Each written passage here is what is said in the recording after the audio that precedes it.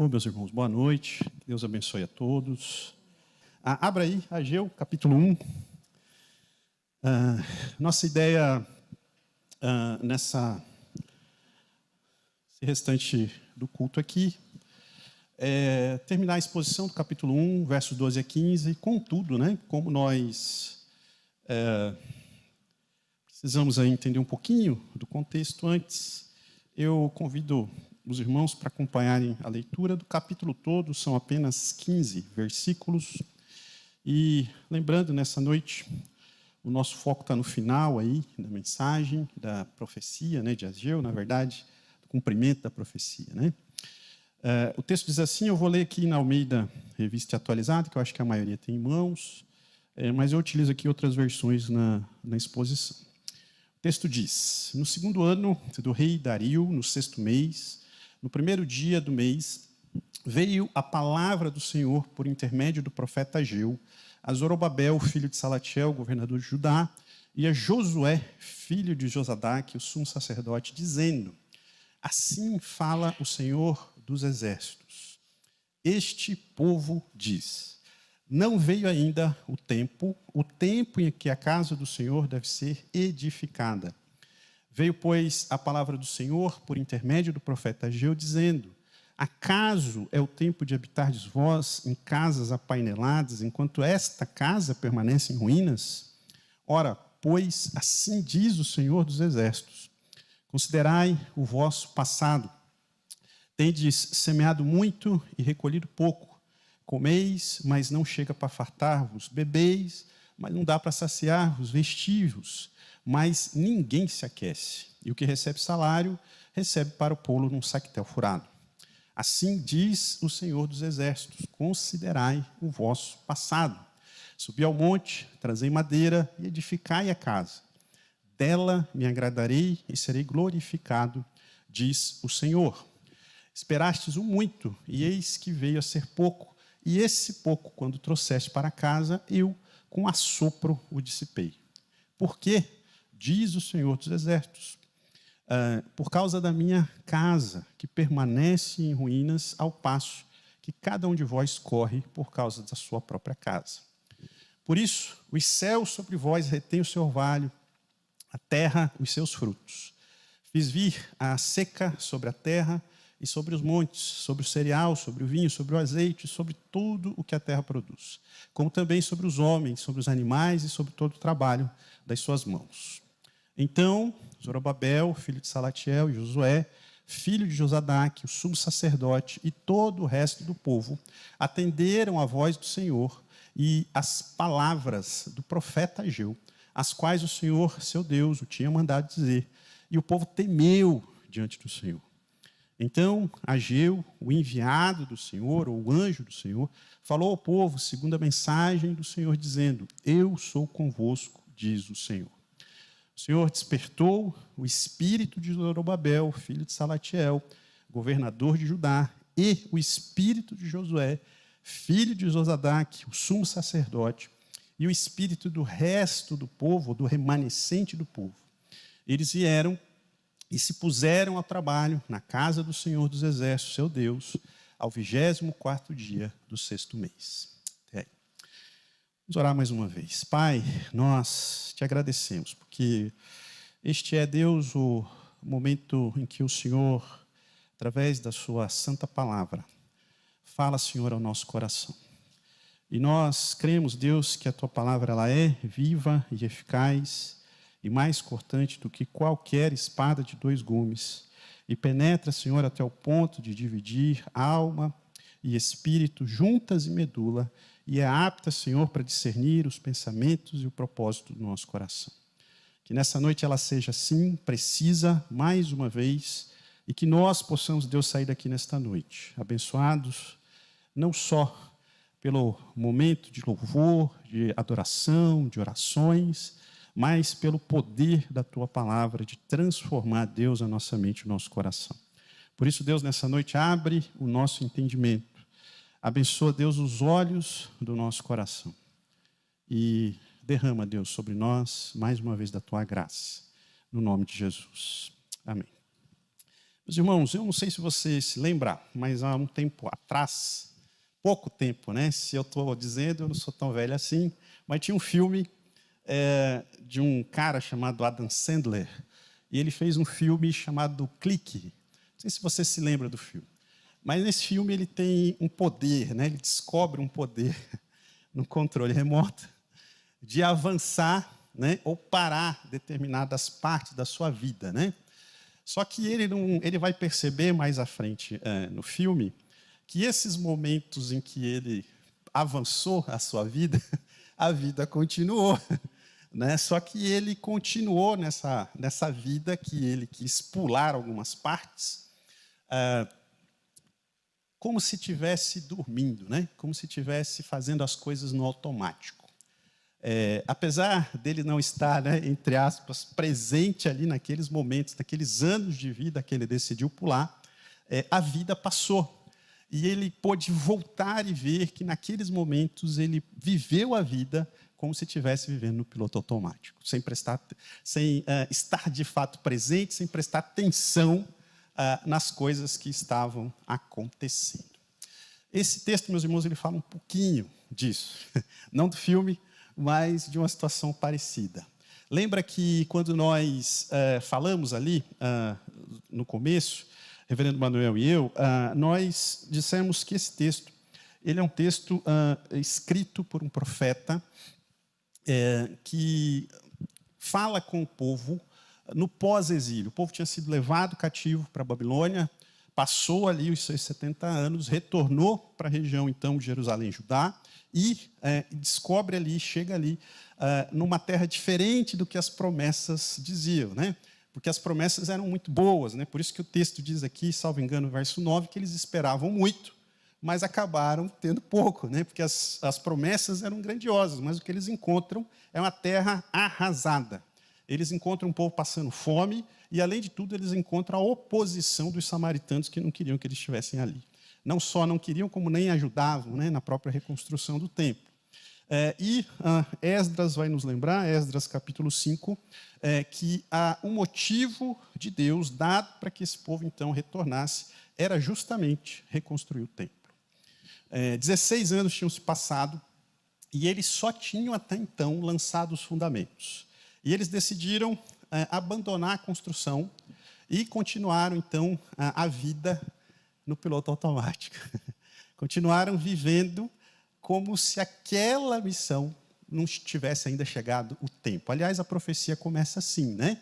Dizendo que o Senhor dos Exércitos disse que o povo dizia que ainda não tinha chegado o tempo de cumprir, então, a palavra de Deus. Muito bem, capítulo 1, verso 1 ao 11, foi a primeira de 4 profecias nesse pequenino livro aqui, de apenas uma folha da sua Bíblia. E Ageu entende, nessa primeira profecia, especificamente, que o povo precisa se voltar para essa imagem aí, para essa ideia, para essa promessa que está vinculada, então, à reconstrução do templo. E, para isso, ele chama, então, o povo a repensar as suas prioridades no contexto da aliança que Deus tinha feito com o próprio povo. Deus tinha prometido muitas coisas ali, nós vimos no domingo passado, Levítico capítulo 28, Deuteronômio capítulo 28 e 30, e esse, então, era um ato de desobediência que eles estavam, então, cometendo, e essa situação, então, precisava mudar, e Ageu enxerga isso. Para Ageu, lembrar da aliança era voltar a dar ouvidos à palavra de Deus. E o povo, nesse momento, precisava fazer isto, né? Ouvir a palavra e reconstruir o templo. Nós falamos, então, no domingo passado, e investimos um bom tempo ali, falando e entendendo essa profecia, não só aos olhos da história, mas aos olhos do contexto do próprio povo, trazendo, então, algumas aplicações para nós hoje. E hoje, então, eu gostaria de tratar especificamente do que acontece nos versos 12 a 15, onde há, então, a resposta a um chamado. Aliás, esse é o tema, né? No domingo passado eu disse que o tema era um chamado à reconstrução, então, nesse domingo, o tema é a resposta ao chamado de Deus à ação. Ageu ele faz um relatório, nesses poucos versículos aqui, de como que o povo respondeu, então, a essa primeira profecia. Foi uma resposta, Ageu registra, entusiasmada, e aparentemente todo mundo, né, que tinha ouvido a profecia resolveu cumpri-la, né? Foi unânime. E o governante, sumo sacerdote, e todo o povo, ou remanescente do povo, então, decide obedecer o que o Senhor tinha dito. E eles responderam, então, positivamente a mensagem. Acompanha aí verso 12, onde ele diz que Zorobabel, filho de Salatiel, Josué, filho de Josadaque, o sumo sacerdote, e todo o resto do povo atenderam à voz do Senhor, seu Deus, e às palavras do profeta Ageu, as quais o Senhor, seu Deus, o tinha mandado dizer, e o povo temeu diante do Senhor. Então, eles demonstraram uma atitude de temor, de respeito, de honra a Deus, e começaram, então, o trabalho na casa do Senhor, ainda no 6º mês, 23 dias depois de ouvirem a profecia. É raro, meus irmãos, um profeta ver o cumprimento da sua profecia. Ageu teve esse privilégio. O povo, a quem Deus chama aí no verso 2 do capítulo 1, Deus chama de este povo, né? Diferentemente do que ele faz, né, no restante da Bíblia, quando ele chama de meu povo, aqui ele chama este povo. Agora, no verso 12 aí, é chamado de o resto do povo, ou o remanescente do povo. Isso lembra muito a profecia de Isaías, capítulo 10, versículo 21, onde Deus disse que preservaria um remanescente no seu povo. Parece um detalhe, mas Isaías, Miqueias, Sofonias, eles falaram sobre um remanescente que seria castigado, seria humilhado, mas que humildemente ia obedecer à voz do seu Deus e retornaria, então, para ouvir, então, este Deus, voltando a ser o seu povo. E agora, então, que eles ouvem a voz do Senhor, eles são chamados, então, de remanescente do Senhor. Ageu vai afirmar que Deus estaria com eles, a palavra do próprio Deus, aí no versículo 13, onde Ageu diz, então, Ageu, o enviado do Senhor, falou ao povo, segundo a mensagem do Senhor, dizendo, eu sou convosco, diz o Senhor.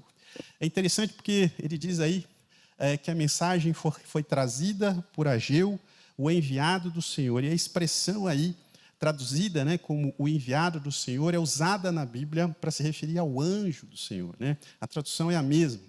É como se a gente pudesse dizer assim, né, que então Ageu, o anjo do Senhor, falou ao povo, eu estou com vocês. Então Ageu é lembrado, ou é usado aí, para lembrar o povo, mais uma vez, de uma promessa que é feita lá no contexto da aliança, em Êxodo capítulo 3. A ação do povo aqui, contudo, ela, de novo, não surge do nada, né? Não é iniciativa do próprio povo, porque o texto diz claramente aí que é o Senhor quem age. E o texto diz que o Senhor despertou. E despertou quem, né? O espírito de Zorobabel, o governador, o espírito de Josué, o sumo sacerdote, e o espírito do remanescente do povo. Versículo 14 e 15. E a reviravolta aí, na situação que se encontrava aquele povo, para o que vai acontecer, é justamente obra da palavra de Deus e do próprio Deus. Esse despertamento, ou esses despertamentos que Deus opera, meus irmãos, no Antigo Testamento, eles são muito significativos. Quando a gente olha para o Antigo Testamento de uma forma geral, nós vamos ver Deus fazendo isso algumas vezes, mas uma delas é muito interessante. 2 Crônicas, capítulo 36, se você quiser acompanhar. Despertamentos do Senhor sempre tem alguma coisa aí.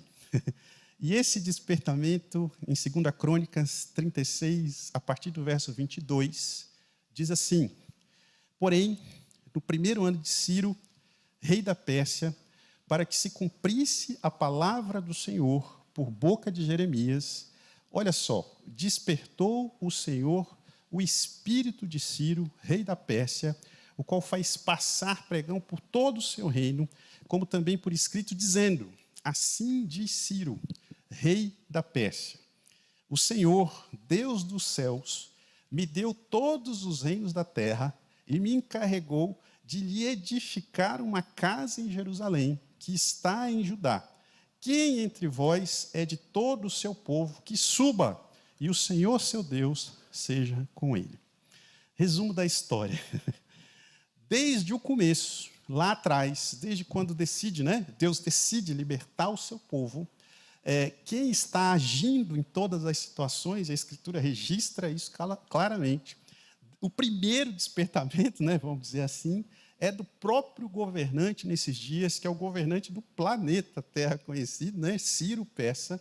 E Deus desperta quem? O coração de Ciro para dizer essas palavras aqui. Então, o que o povo está podendo viver lá, nos dias de Ageu, 16, 17, talvez um pouco mais de anos aqui, é fruto de um despertamento que Deus fez no coração desse homem. Isso é parte de uma profecia que Deus deu a Jeremias sobre o retorno do povo para a terra após o final ali do período de exílio. Isaías 44, 28, meus irmãos, vai nomear o instrumento que Deus usaria para fazer isso. E o nome desse instrumento é Ciro, o rei da Pérsia. Deus diz que usaria Ciro e ele mesmo é quem vai despertar no tempo de Deus, no kairós de Deus, o espírito de Ciro, para que a sua vontade, a vontade do próprio Deus, seja cumprida. A mesma expressão que nós encontramos lá em Esdras, capítulo 1, versículo 1. Isso me fez lembrar de um versículo que nós ouvimos essa semana, Reverendo Manuel lembrou muito bem, Provérbios 21, 1. Como ribeiros de águas, assim é o coração do rei na mão do Senhor. Este, segundo o seu querer, o inclina. Ou, numa outra tradução, o coração do rei é como um rio controlado pelo Senhor. Ele o dirige para onde quiser. Deus, meus irmãos, é este que pôde fazer, o homem mais importante desses dias, o rei, a quem Deus deu todas as nações, se inclinar, ter o seu espírito despertado para agir na vida do seu povo. Deus mostra que Ele está, meus irmãos, agindo na história do seu povo de uma forma direta. E se Ele fez isso nesses dias, você tem dúvida que Ele pode fazer isso hoje? Está usando, inclusive, aí, Deus, através da sua ação, os despertamentos necessários para que a sua vontade fosse cumprida, inclusive no soberano daqueles dias. Esse texto, apesar de muito pequeno, temos aí apenas 5, 6 versículos, ele tem muita coisa aí que serve para a gente hoje. Porque a pergunta sempre é essa, e aí o que eu faço com isso? Eu sigo aqui a hermenêutica do reverendo Manuel, ler, explicar, e aí aplicar, Então, a aplicação é muito direta. Primeira coisa, meus irmãos, é que nós temos um Deus que nos desperta, e isso é muito bom. Nós vimos no domingo passado que a obra de Deus não é algo secundário. E para que não haja, meus irmãos, vanglória de homem nenhum, Deus mostra que Ele é não só o motivo, mas Ele é o motor que leva o homem à ação para que os seus desígnios se cumpram. Então, quando nós, às vezes, podemos olhar e dizer, nossa, o que eu fui capaz aqui de fazer ou de criar, lembre-se que não é de você que está fazendo isso. É Deus que desejou que as coisas fossem assim, e Ele foi quem despertou o seu coração para que as coisas fossem assim. Ele diz aí, despertou o Senhor o espírito deles. Quantas vezes parece que nós estamos como que vivendo naquele filme, como num piloto automático, desempenhamos, às vezes, as mais diversas atividades de uma forma automática, às vezes quase inconsciente. Nós somos muito parecidos com esse povo, que por 16 anos, praticamente, aquele povo sabia o que devia fazer, mas, diante das primeiras dificuldades, eles resolveram abandonar e dormir. Dormir significa se deixar levar pelos seus afazeres. Eles entraram, meus irmãos, num piloto automático da sua rotina. Eles, mais uma vez, fizeram da sua vida aí, e do que eles viviam naquele tempo, o motor dos seus desejos. Eles ficaram atendendo, então, às suas prioridades e não às prioridades do próprio Deus. Num contexto semelhante, meus irmãos, Pedro, ele vai advertir na sua segunda carta sobre a necessidade de nós sermos despertados na nossa lembrança da nossa vocação, do nosso chamado. Esse é um texto que eu, hoje de manhã, compartilhei aqui com a igreja. Só vou ler o final lá, 2 Pedro, capítulo 1, versículo 12 e 13. Metade ali do texto. Ele diz assim, por isso, sempre terei o cuidado de lembrar-lhes estas coisas, se bem que vocês já sabem e estão solidamente firmados na verdade que receberam. Considero importante, quando estiver no tabernáculo deste corpo, despertar a memória de vocês. E aí, meus irmãos, Pedro, ele sabe uma coisa que nós talvez ainda não temos nos tocado, né? Se ainda não nos tocamos, que essa ficha caia agora. Mas Pedro sabe que a mente humana, ela pode se acomodar facilmente. E ela se torna, então, sonolenta. Nós vamos ver, meus irmãos, muitas vezes na nossa vida, que nós começamos a fazer determinadas coisas, nos envolver com determinadas rotinas, ou às vezes até coisas que nos dão prazer. Aliás, uma frase que eu sempre repito, né? Que nós temos que tomar muito cuidado com as coisas que nos dão prazer, né? Porque existe uma tênue fronteira entre a coisa boa e a coisa ruim, né? Mas Pedro ele vai perceber que a igreja, os seus irmãos, eles precisam ser continuamente lembrados de algumas coisas. E no texto da carta de 1 Pedro, ou na segunda carta de Pedro, capítulo 1, a partir do versículo 3 até o versículo 11, eu disse que basicamente 5 coisas Pedro faz ali. A primeira é que ele diz que Deus nos concedeu, por meio do seu poder, tudo o que nós precisamos para uma vida, para a nossa vida e para uma vida piedosa. Segunda coisa, ele vai dizer que o meio que Deus usa para fazer isso é através do pleno conhecimento dele, que é quem nos chamou para a sua própria glória e virtude. Terceira coisa, então, que Pedro vai dizer ali é que, ao nos chamar para participar da sua glória e virtude, Deus nos concede o que ele chama ali no texto de preciosas e grandiosas promessas. E aí ele diz, quarta coisa, que essas promessas elas nos fazem coparticipantes da natureza divina. E aí ele termina, então, abraça ali, fecha o texto, dizendo que essa coparticipação da natureza divina, ela acontece uma vez que nós tenhamos escapado, preste atenção, né, das corrupções e dos desejos que existem no mundo. Nesse texto, que é o texto ali de Ageu, que nós lemos, verso 12 e 13, é justamente isso.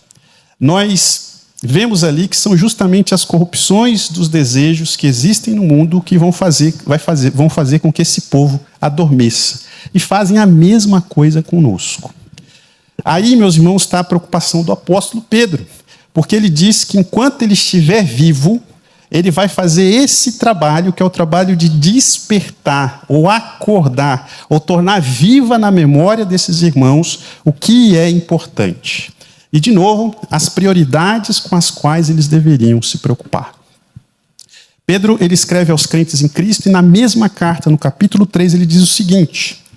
Ele diz assim, capítulo 3, versículo 1. Amados, esta é agora a segunda epístola que vos escrevo.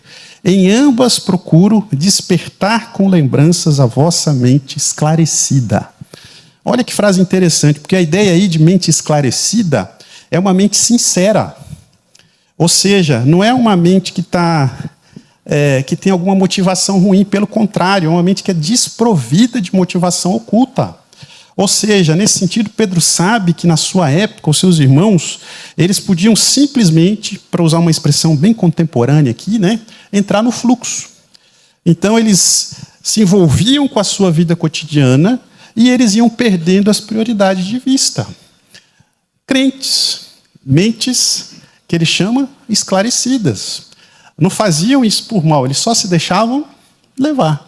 Né? E graças a Deus, porque ele é capaz de fazer conosco hoje também o que ele fez com esse povo no tempo de Ageu e o que ele fez, Pedro, registrar lá na sua carta. Nos lembrar que ele é capaz de nos despertar. Se você, meu irmão, tem estado cansado na sua rotina, você chega em casa acabado, todos os dias moído, e você olha para o seu dia e você não teve um momento no seu dia que você se lembrou sequer de fazer uma oração, tem alguma coisa errada. Está na hora de você orar e pedir para Deus despertar você. Porque você já entrou nesse fluxo. Você está igual no clique lá. Você está já agindo no automático, e isso é muito ruim.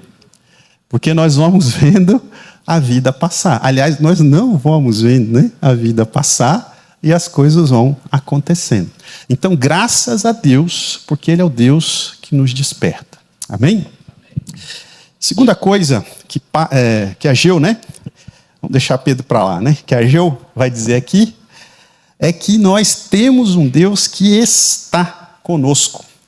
E veja, né? Domingo passado nós falamos um pouquinho sobre o que significava essa história do templo e da reconstrução do templo. E essa história do templo e da reconstrução do templo era falar da presença de Deus no meio do seu povo. E nós pudemos, né, falar isso desde o começo da história. Né? Deus estava ali com Adão no jardim, Adão e Eva. Ele estava com o seu povo lá no Êxodo. Ele estava com Josué, quando Josué conquista a terra prometida. E Deus, então, atravessa ali a história do Antigo Testamento, prometendo a esse povo que faria o quê? Estaria com eles. Só que tinha uma vírgula, né? Enquanto eles estivessem obedientes à sua palavra. E essa é a promessa, então, que nós vimos lá em Deuteronômio capítulo 30. E Ageu vai afirmar agora categoricamente, depois que esse povo, então, ouve o anjo do Senhor falando, né? Através do profeta Ageu. A profecia vem pela mão, né, do profeta Ageu. Quando esse povo ouve Ageu e começa, então, a prestar atenção no que Deus está falando. Ageu vai dizer, então, no verso 13, que Deus está convosco. Isso me fez lembrar, meus irmãos, do livro de Isaías. Que, vocês sabem, o livro de Isaías, naturalmente, ele é dividido em algumas partes. Normalmente, 2 grupos. E um dos grupos, a segunda parte do livro, ela começa ali do verso 40, do capítulo 40 até o capítulo 55, até o final do livro. E ela é chamada de a vocação do servo, o chamado do servo. Deus fala ali nos primeiros 39 capítulos com Isaías para mostrar para o seu povo que ele é digno de confiança. Deus é digno de confiança. Inclusive no meio dos desafios e das ameaças que eles sofriam das outras nações. Eles precisavam confiar no seu Deus. O povo, no entanto, né, rotineiramente, era tentado a confiar nas outras nações, inclusive para fazer aliança com essas outras nações. Porque eles achavam que nas outras nações eles iam estar fortalecidos e obter ajuda. Deus vai mostrar, meus irmãos, que confiar nas outras nações seria justamente o motivo da destruição daquele povo. E eles, então, iriam fracassar. Deus fala isso a Isaías, que eles iriam fracassar, porque eles confiaram em outras nações, inclusive que uma delas levaria eles para o exílio. Isaías anuncia, então, que mesmo depois dessa punição, Deus não os abandonaria, mas Deus os livraria daquela situação. Essa segunda parte do livro de Isaías, capítulo 40 até o 55, vai afirmar essa verdade, que mesmo diante do exílio, Deus estava olhando para o seu povo. O doutor John Oswald, que comenta o livro de Isaías, tem um comentário volumoso do livro de Isaías, ele diz o seguinte, que Deus é o Senhor da história e a confiabilidade em Deus não termina no ponto da nossa desobediência. Deus é o Senhor da história e a confiabilidade em Deus não termina no ponto da nossa desobediência.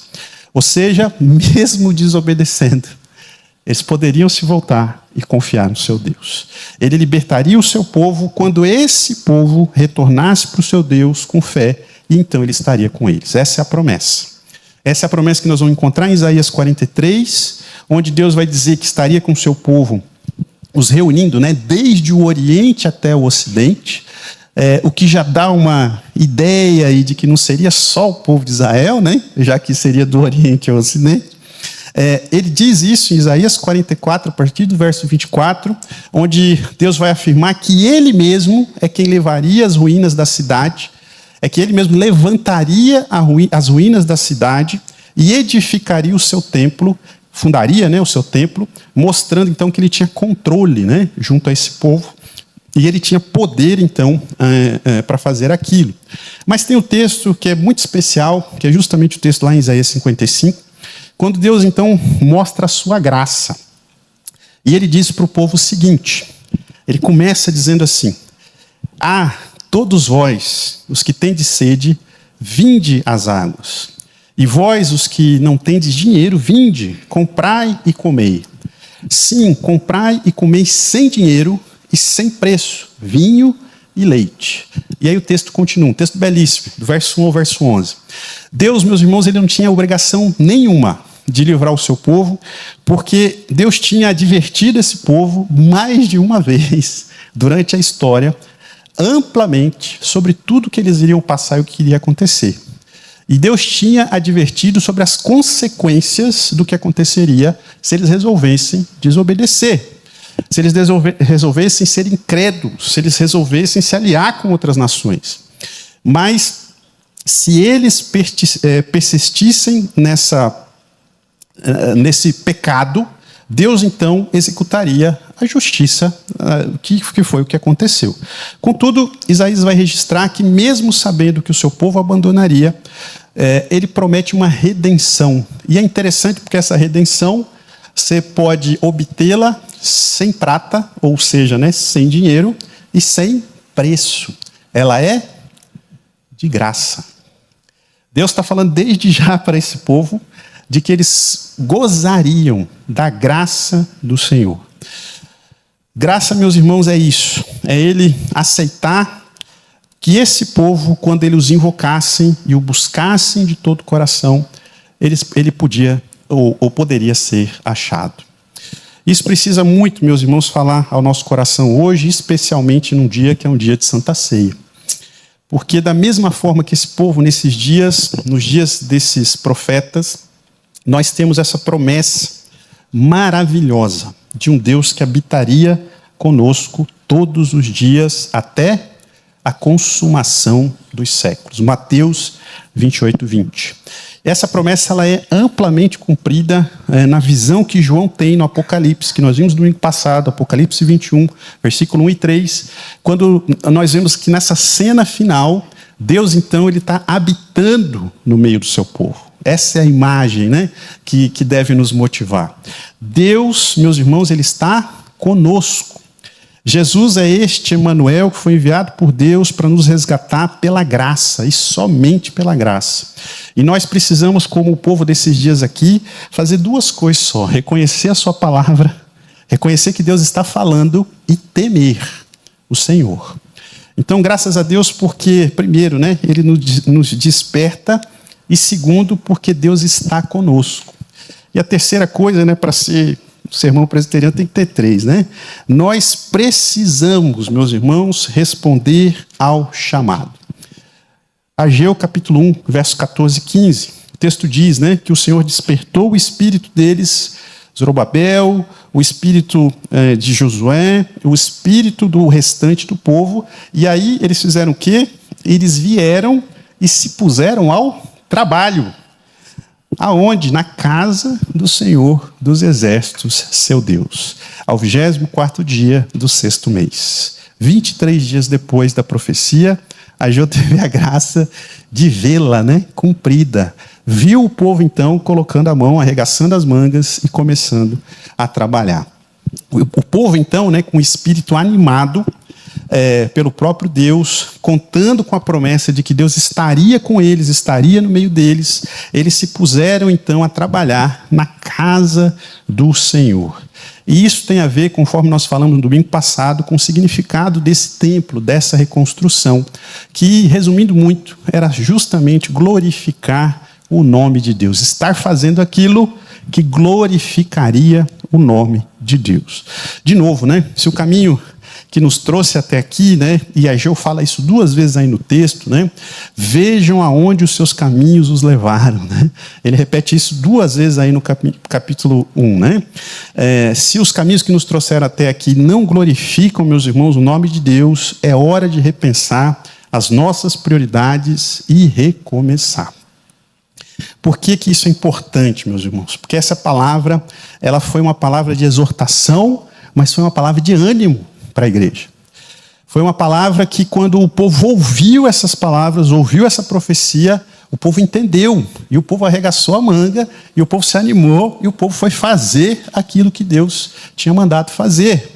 Nós precisamos entender que, mesmo havendo, né, uma vontade soberana de Deus, aprove ao próprio Deus nos tornar, meus irmãos, responsáveis em vários dos aspectos terrenos da sua obra. Então, seja no cuidado do próximo, seja no sustento da igreja, seja no ensino, seja na pregação pública da palavra, seja, meus irmãos, no reflexo da sua glória, nos aspectos mais comuns da nossa vida como filhos de Deus, seja como irmãos, seja como pais, seja como colegas de trabalho, aprove a Deus que nós tivéssemos responsabilidade nessas coisas. Né? O presbiteriano, né? O mau presbiteriano pensa que, por Deus ter determinado todas as coisas, ele senta em berço esplêndido, né? Os bons presbiterianos não entendem a Bíblia assim. Entendem que essa é uma grande responsabilidade. Sabendo essas coisas, nós temos a nossa responsabilidade. Ao mesmo tempo que é nossa responsabilidade, nossos atos, né, diante de Deus, Ele nos chama a agir e é Ele quem anima o nosso coração e é Ele quem nos põe para trabalhar. A palavra usada aí, né, despertar ou encorajar, mostra que Deus move a vontade dessas pessoas para que elas possam responder apropriadamente a sua palavra. Nós precisamos lembrar, né, de novo, que isso acontece para que não haja glória a ninguém, a não ser ao próprio Deus. Eu não vou aqui dizer nem o lugar nem onde, mas eu já vi dentro da igreja coisas que assustam, de homens achando que eles são o motor, né, daquelas coisas que acontecem. E não é à toa que, olhando hoje, 2024, muitas dessas igrejas nem existem mais. Ou muitos desses pastores não são mais pastores. Ou muitos desses líderes simplesmente caíram. Porque, meus irmãos, quando nós perdemos este foco, aí nós estamos no caminho errado. Filipenses capítulo 2, né? Versículo 12 e 13. Paulo dizendo, né? Assim, pois, amados meus, como sempre obedecestes, não só na minha presença, porém muito mais agora na minha ausência. Desenvolvei a vossa salvação com temor e tremor. Aí ele diz, porque é Deus quem efetua em vós tanto o querer como o realizar segundo a sua boa vontade. Nem isso nós podemos atribuir a nós mesmos. Então, meus irmãos, que nós tenhamos essa perspectiva, né, bastante clara, né, que o texto de Ageu traz para nós hoje, que nada disso aconteceria se Deus não tivesse despertado o coração daqueles irmãos. Nada disso aconteceria se o próprio Deus não estivesse com eles naquele momento de repensar as prioridades e de recomeçar. E nada disso aconteceria se eles não tivessem entendido isso, aceito a palavra do Senhor e obedecido a palavra do Senhor. Ou seja, se eles não tivessem colocado a agir. 23 dias entre a profecia e o seu cumprimento. Apesar, né, de uma apatia geral em relação à obra, às condições adversas, de uma centralidade ali que se voltou para os desejos do próprio coração daqueles irmãos, Deus vai mostrar a esse povo que era hora de fazer alguma coisa. E Ele mesmo foi o motivo e foi o impulsionador, meus irmãos, desse momento na vida do povo. E essa é uma lição desde o primeiro sermão aqui sobre prioridades e recomeços. Ele é Deus e é pela graça do próprio Deus, somente pela graça, que nós podemos ter essas oportunidades de serviço e de, servindo a Deus, glorificar o seu santo nome. Meus irmãos, nós vemos um povo, né? Estava todo errado. Esse povo que experimentou da mão de Deus, de um Deus gracioso, pôde sair da inércia para, então, voltar ao que era importante. Deus permitiu a esse povo um recomeço. Deus tinha um plano, aliás, né? Mensagem do domingo que vem. Deus tem um plano para esse lugar, né? Que é um plano especial. A glória do segundo templo, né? Mas quem sabe não é hoje que nós precisamos ouvir que nós não estamos sozinhos. Quem sabe não é hoje, meu irmão, minha irmã, que você precisa entender que Deus está conosco. O verbo usado aí, ele mostra não algo futuro, mas algo no presente continuamente, né? Então Deus está ao seu lado, Deus está com você, a partir do momento que você se voltar para fazer aquilo que Ele deixou aí, escrito para você fazer. A partir do momento que nós somos cristãos obedientes, Ele está conosco. Nós muitas vezes até sabemos disso, mas por algum motivo nós simplesmente nos esquecemos, né? Ou nós duvidamos. E é natural, porque nós entramos nesse fluxo, né?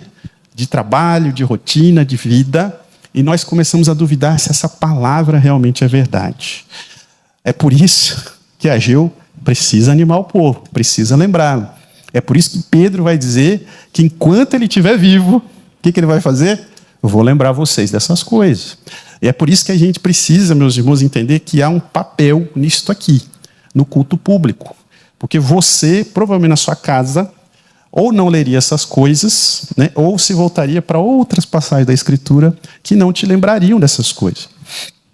Outra coisa, né? Quem sabe não é hoje também que o próprio Deus nos chamou para ouvir, meus irmãos, que Ele tem o poder de nos animar, de nos despertar, de nos levantar, né? Animar o nosso espírito para um propósito bem específico.